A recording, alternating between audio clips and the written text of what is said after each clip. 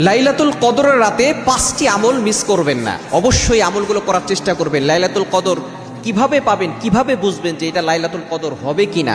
নবীজি সাল্লাল্লাহু আলাইহি ওয়াসাল্লাম জানিয়ে দিয়েছেন যে রাতে আপনি ইবাদত করে অনেক মজা পাবেন এবং যে রাতে অনেক বেশি গরমও থাকবে না, অনেক বেশি ঠান্ডাও থাকবে না, এরকম যদি রাত হয় এবং সেটা বেজোরের রাত হয়, বিশেষ করে রাসূলুল্লাহ বলেছেন তোমরা শেষ দশকের বেজোরের রাতগুলোতে লাইলাতুল কদর তালাশ করো। 21-এর রাত, 23-এর রাত, 25-এর রাত এবং 27-এর রাত, 29-এর রাত, এই রাতগুলোতে আপনি অবশ্যই প্রতি রাতে আপনি আমল করার চেষ্টা করবেন। এই 5টি আমল ভুলেও মিস করবেন না। নাম্বার 1, 1 নম্বর হচ্ছে দোয়া পড়া। নবীজি সাল্লাল্লাহু আলাইহি ওয়াসাল্লামের কাছে আম্মা আয়েশা রাদিয়াল্লাহু তাআলা আনহা জিজ্ঞেস করেছিলেন, ইয়া রাসূলুল্লাহ, ইয়া হাবিবাল্লাহ, আপনি যদি লাইলাতুল কদর পেয়ে যাই কি আমল করব? নবী সাল্লাল্লাহু আলাইহি ওয়াসাল্লাম বলেছেন তুমি একটা দোয়া করবে, আল্লাহুম্মা ইন্নাকা আফুউন তুহিব্বুল আফওয়া ফাআফু আন্নী।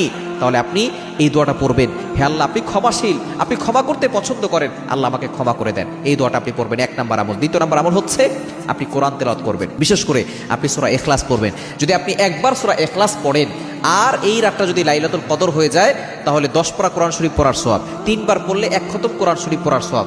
সুতরাং ওই রাতটা যদি লাইলাতুল কদর হয়ে যায় তাহলে 1000 মাসের চেয়ে উত্তম, অর্থাৎ 1000 মাস ধরে আপনি প্রতি রাতে আপনি লাইলাতুল কদরের রাতে আপনি যদি সূরা ইখলাস পড়েন 1000 মাস 1000 দিন আপনি সূরা ইখলাস পড়ার ফজিলত পাবেন। এজন্য কোরআন তেলাওয়াত করার চেষ্টা করবেন, যতটুকু পারেন কোরআন তেলাওয়াত করবেন। 3 নাম্বার আপনি দান করার চেষ্টা করবেন। আপনি যতটুকু অ্যাবিলিটি আছে এই শেষ দশকে প্রতিদিন আপনি 10 টাকা হলেও আল্লাহর জন্য খরচ করবেন, 5 টাকা হলেও প্রতিদিন আপনি আল্লাহর জন্য দান করবেন। মা বোনরা যারা আছেন ঘরের ভিতরে একটা বক্স রেখে দিবেন, আপনি রাতের বেলা নিয়ত করে রাখবেন যে আমি এটা দানের জন্য রেখে দিলাম, পরবর্তী সময় আপনি দান করে দিবেন। সুতরাং 3 নম্বর আমল হচ্ছে আপনি দান করবেন।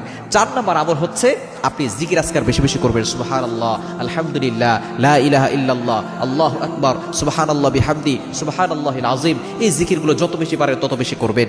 এবং 5 নম্বর আমল হচ্ছে আপনি বেশি বেশি করে আল্লাহর কাছে গুনাহ মাফের জন্য তাওবা করবেন, ইস্তেগফার করবেন, ক্ষমা প্রার্থনা করবেন। তাহলে এই লাইলাতুল কদরে যত বেশি সওয়াব আছে, ফজিলত আছে, সবকিছু আপনি পাবেন ইনশাআল্লাহ।